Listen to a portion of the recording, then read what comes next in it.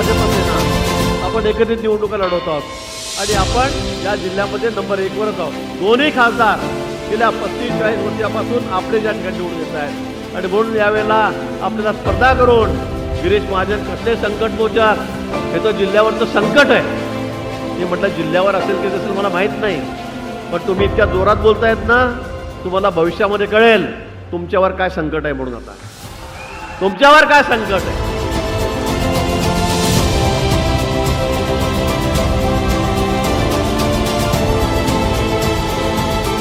कधीतरी सत्य हे तोंडात येतं आणि ते सत्य पवारसाहेब बोलले। पवारसाहेब म्हणाले या लोकसभेच्या निवडणुकीनंतर सगळे छोटे पक्ष काँग्रेसमध्ये विलीन होतील।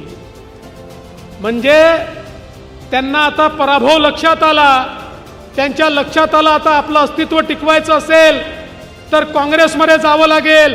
त्यामुळे या 4 जून पर्यंत शरद पवार साहेबांची पार्टी आणि उद्धव ठाकरेंची पार्टी या ठिकाणी आपल्याला पाहायला मिळेल आणि पवार साहेबांच्या भाकितानंतर उबाठा आणि पवार साहेबांची राष्ट्रवादी या दोनही काँग्रेसमध्ये विलीन होणार आहेत आणि त्या ठिकाणी त्यांचं अस्तित्व संपुष्टात येणार आहे।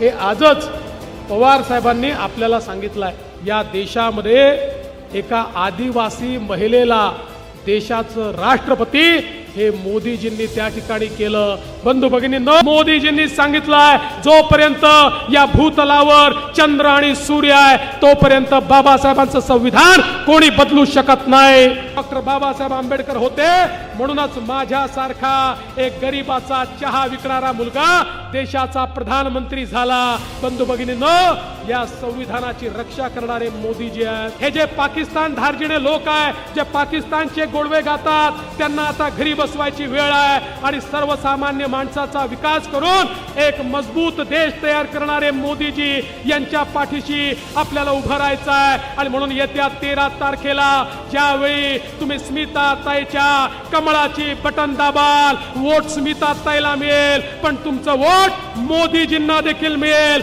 तुमचा आशीर्वाद मोदीजींना देखील मिळेल। मोदीजींना पुन्हा एकदा तिसऱ्यांदा देशाचा प्रधानमंत्री करण्याकरता स्मिता ताईंना रेकॉर्ड मताने निवडून द्या, एवढीच विनंती करतो।